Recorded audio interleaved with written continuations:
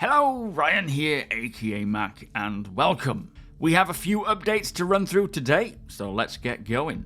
As always, a huge thank you to all of my patrons and channel members. Thank you so much for the support. It is truly appreciated, and if you do enjoy my videos, please do consider subscribing and helping us to get to 70,000. So there is quite a few updates going on. We've got a new 324.2 Evo Catty patch, plus there are some updates with the tech preview channel, plans for the flight model, there are some component balances, there is so much to get on with. Let us begin with the latest information on the tech preview server meshing builds. Back on the 30th of September, the message of the day was that they were putting together a new tech preview build for another RMQ server meshing test with all backers for that day, with them saying that this build will have a load of further performance and stability improvements that will help them to push further. Also, later that day, they mentioned that they believe they have found what was going on with the trams for the tech preview builds and are kicking out a hotfix to test this. And the last message of the day being on the 30th, they said that they are going to start the test tomorrow now due to how late it was in the day, and the team is mostly in the UK, likely due to CitizenCon I would think, but they wanted the team to be around so that they can all monitor and gather the data. But unfortunately, yesterday they said that they would be putting out a 324.2 build, which they did, more on that in a second, but they do not plan on publishing a new tech preview build that day, but they are still planning on one this week. So, a big shame that there wasn't one. No idea why it was so close, and then they didn't state a reason as to why it didn't happen, but I am very excited to see how this new tech preview build goes, and what they can achieve, as we know Benoit and Cloud Imperium won't be putting out these builds weekly unless they have significant improvements and fixes to make enough of a difference. And as it said on the first message of the day on the 30th, this build will have a load of further performance and stability improvements that will help them push further. So it will be very interesting to see just what numbers they can achieve in terms of player count and stability as well as a whole. Hopefully it's not too far off from a PTU build. Of course it does depend on how these tests go and what they're looking for before they decide to push it into the PTU. But I will be sure to keep you all informed on its progress, and chances are tonight we'll bring a new tech preview server meshing RMQ test, and if they have fixed the issue with the trams, then that would be nice as well.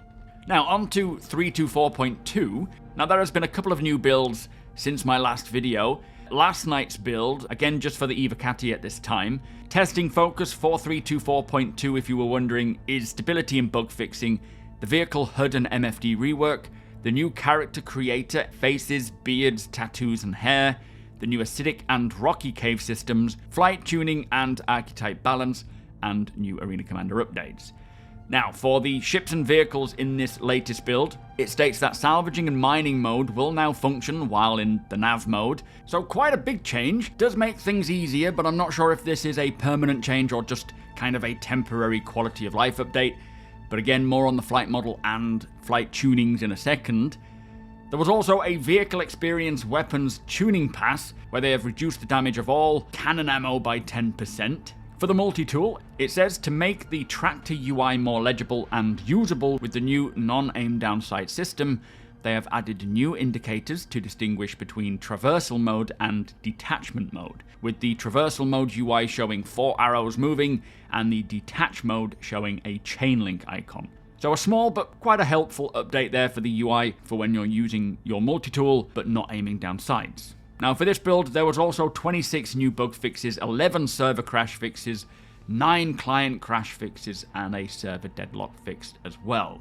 And now for the previous build, there were a few more hairstyles, 21 new heads to choose from.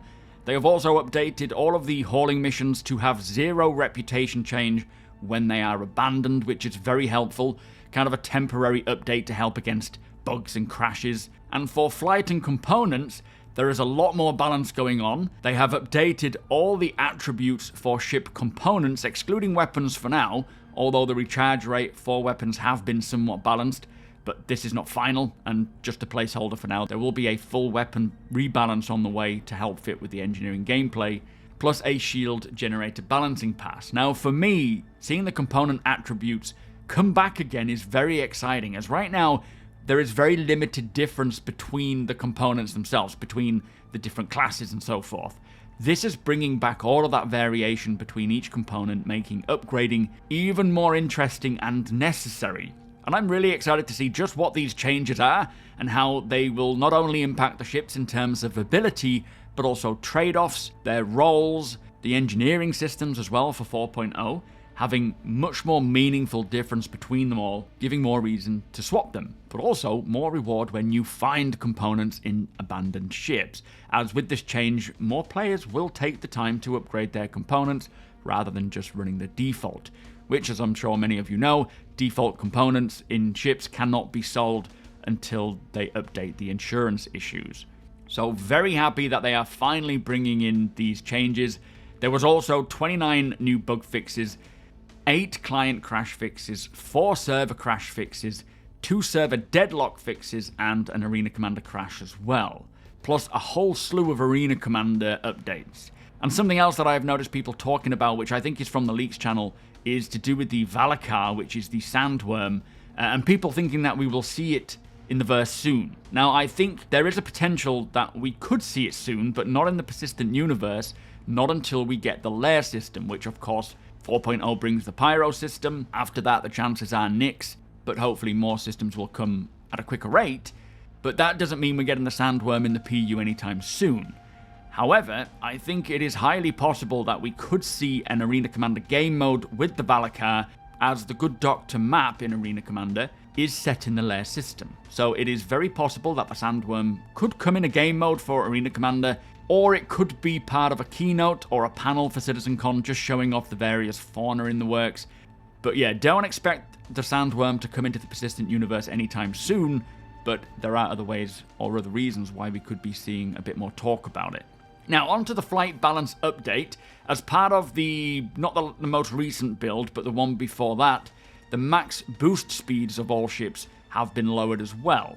Now, Yogi has responded to this, stating that in general 2 times boost speed was a bit too much, so they are trying some smaller modifiers, but he also outlined some updates on the way for the flight tunings, mentioning that for 3.24.2 or even 4.0 there isn't going to be anything too significant in terms of updates to the flight system, but also saying that 3.24.2 is a bit of an in-between patch, and the plan is to not leave Alpha 3.24.2 on for too long, meaning the rollout of this patch from Evo through the waves to live will be pretty quick to get to Alpha 4.0.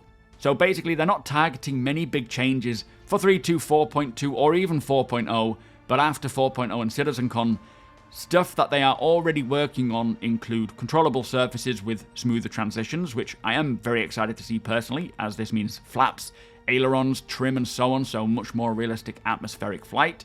Jerk changes, less magic accelerations for edge cases, new tricording limiter, so lateral axis are dominant, and during maneuvering you'll get about 1g more on the laterals without exceeding the acceleration limits. Plus an option for unstable flying, he says, meaning velocity vectors are less stable while you are within the speed limits.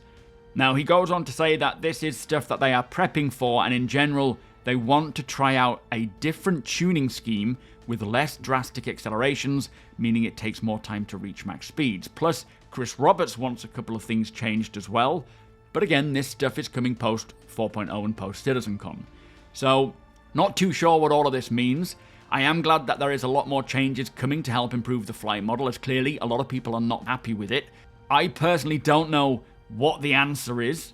I do enjoy the combat right now where there's multiple ships of all sizes going on, but I have no idea whether these changes are what is required. Of course, we have engineering, bullet penetration, and component targeting, all of the upcoming changes to the component attributes and weapon rebalance, and more things like physical damage on the way. So I really hope that they can find a way to make it so that people are happy with the flight model and it keeps people engaged, because, as I say, clearly people are not happy right now. So a lot more to come, a lot of changes in the works, but most of it we're not going to see till after CitizenCon and after 4.0, which is a bit of a shame, but there is a lot that they can do to make it work. And Chris Roberts is getting involved as well, which is good to see.